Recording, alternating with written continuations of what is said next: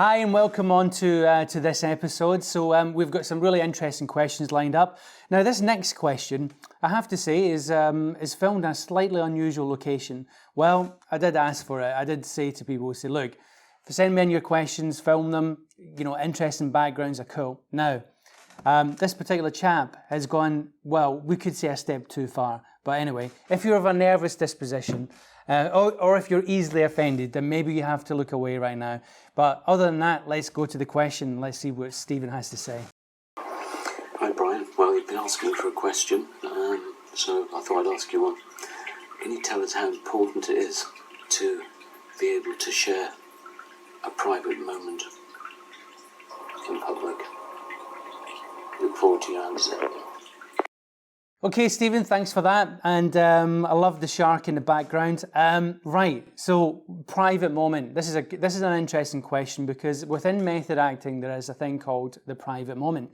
It's often misconstrued, it's often taken out of context actually about what it actually is. So let me clear that up right now. The private moment is really about doing something that you would do in private, that you'd stop doing if somebody walked in the room.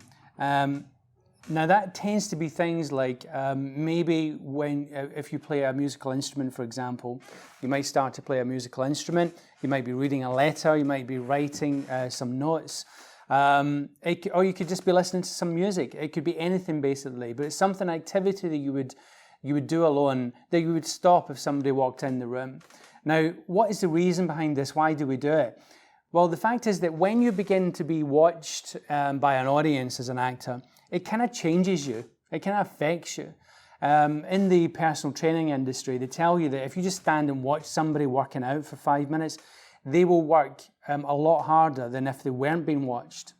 So if you think about that in relation to acting, you can see how it could really affect an actor. If they're getting watched by a lot of people, then it can really affect how they feel and what they want to do. So what we have to do is train the actor to work as if they're not being watched. Now, obviously, there's always going to be a part of you in your unconscious that is aware that you are performing.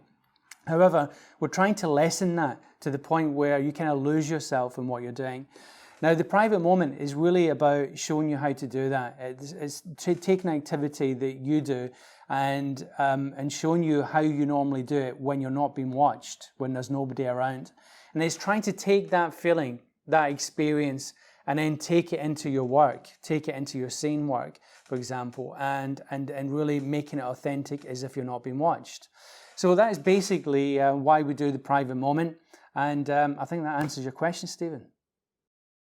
Can voice actors use the method to give a realistic performance? Ryan McGregor. Okay, thank you for that question, Ryan. It's an interesting one. I'm going to assume from your question that you're talking about voice actors from the point of view that you're creating a character and you're in like a radio drama, for example, where you're telling a story through character. In the same way, it might be a theatre piece, but it's for radio. So in doing that, there's a couple of challenges that you've got that I do think the method will help with and is very applicable for, which is the fact that you still have to portray emotion through your voice. And authentically portray that emotion through voice. And the way that you do that is actually to relive that emotion, to really go through that experience. So I think that when you do that, and that's what we do in the method, is that the reality of that comes into the voice, and that helps you portray that emotion authentically. The other thing is that, here's an interesting story actually, is that Martin Scorsese, a lot of the time when he's filming actors, he doesn't watch the monitor or the actor. He turns his back to the monitor and the actors, and he listens to their voices.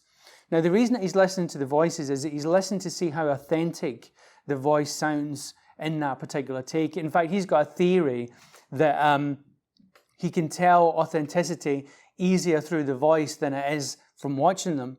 And I kind of understand what he's getting at here, because there is something in the voice, and when somebody's delivering and it's really authentically delivered, there is a reality in their voice and the way that they're doing it, the way that it sounds, that isn't there if they're faking it or they're overperforming it. So I think that from that point of view, again, the method is really important, because really, at the end of the day, it's all about authenticity and being real and realistic.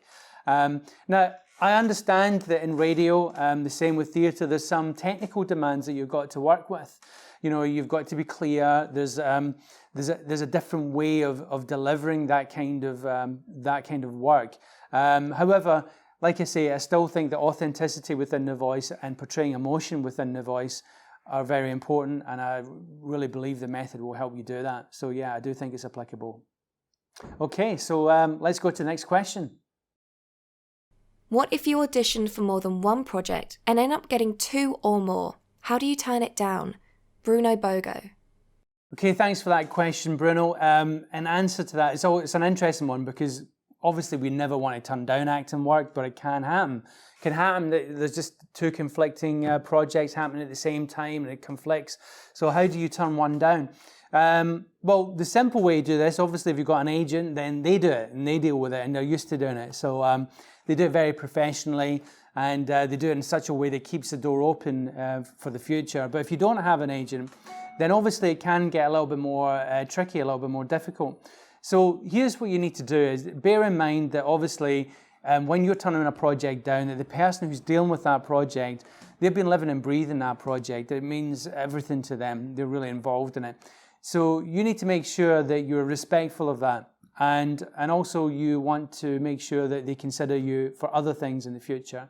So the best thing to do is basically just call them up or send them an email, whatever way the correspondence is happening, and say to them, look, I would love to have done this project, but unfortunately there's another project I've been offered that just is a right project for me to do at this time.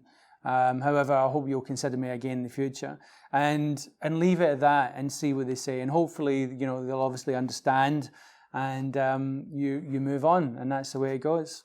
So yeah, that's how you should deal with it, Bruno. So there we go. That answers that question. It brings us to the end of this show. So I look forward to speaking to you on the next one. If you'd like to send me in a question, it's really easy to do. Just go to our Facebook page and you can post a question there. Or you can do it via Twitter or via Snapchat.